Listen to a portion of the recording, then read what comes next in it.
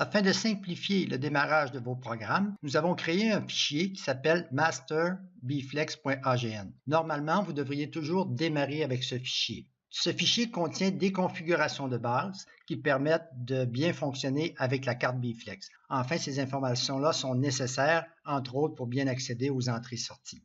Donc, dans ce fichier masterbflex.agn, vous allez aller voir au niveau des folios. Les folios, ce sont les endroits où lesquels vous allez mettre la programmation. On a déjà créé deux folios pour vous. Un qui s'appelle init, qu'on va regarder immédiatement. C'est celui qui est à droite, dans lequel vous retrouverez des configurations. Sur la première ligne ici, la configuration que vous avez sert à configurer les ports en entrée et en sortie. La carte possède 16 ports qui peuvent être mis soit en entrée, soit en sortie. Dans les faits, elle est fixée avec le Bflex, donc on doit absolument avoir cette ligne de programmation pour le fonctionnement. La deuxième ligne que vous retrouvez ici sert essentiellement à bloquer des cycles d'écriture et de lecture qui sont inutiles. Comme ça, on peut gagner un peu de vitesse. Enfin, le dernier item que vous allez trouver permet de fixer des valeurs connues aux signaux d'entrée-sortie lors du premier scan seulement. On a également créé une table des symboles qui ne nous servira pas actuellement, mais qui va simplifier un peu le travail lorsque vous allez travailler avec le Bflex. On va juste jeter un petit coup d'œil rapidement. Donc, ce sont les différents paramètres des entrées-sorties et des mémoires utilisées par le système qu'on va nommer sous forme de symboles. En général, quand on va travailler avec le Bflex, on va toujours utiliser les symboles. Maintenant, du côté de la configuration, pose processeur, les poses processeurs que vous avez en bas ici ne vous serviront pas évidemment, ils sont faits pour être utilisés avec un automate.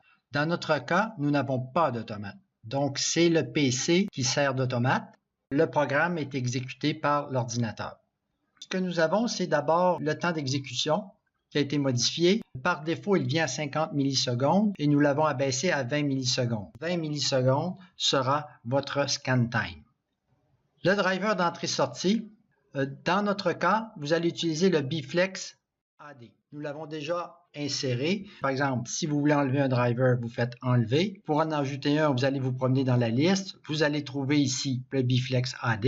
Vous cliquez sur OK et puis on vient de rater parce que le driver n'a pas été installé. Et attention, lorsque vous utilisez la carte et que le driver n'est pas installé, vous n'aurez aucun message d'erreur, sauf que vos entrées-sorties ne répondent pas. Vous allez vous poser la question, mais qu'est-ce qui se passe? Est-ce que j'ai un problème avec la carte? Non, vérifiez toujours en premier pour le driver. Donc, on va retourner, on s'en va ici dans Bflex AD et n'oubliez pas Bflex AD, on verra plus tard à quoi servent le Bflex tout court et le Bflex PWM. Et il faut faire ajouter et ensuite faire le OK.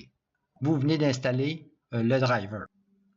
En résumé, pour faire un programme, c'est très simple. Vous allez dans Fichier, vous allez ouvrir le fichier masterbflex.agn.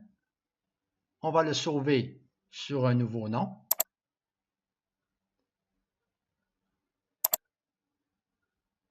Ici, on va l'appeler EXEM pour exemple. Enregistrer.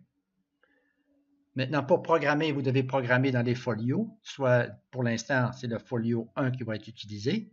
Donc, pour aller dans le folio 1, soit vous cliquez ici, ou vous pouvez également aller cliquer sur le petit tab en bas de la fenêtre ici.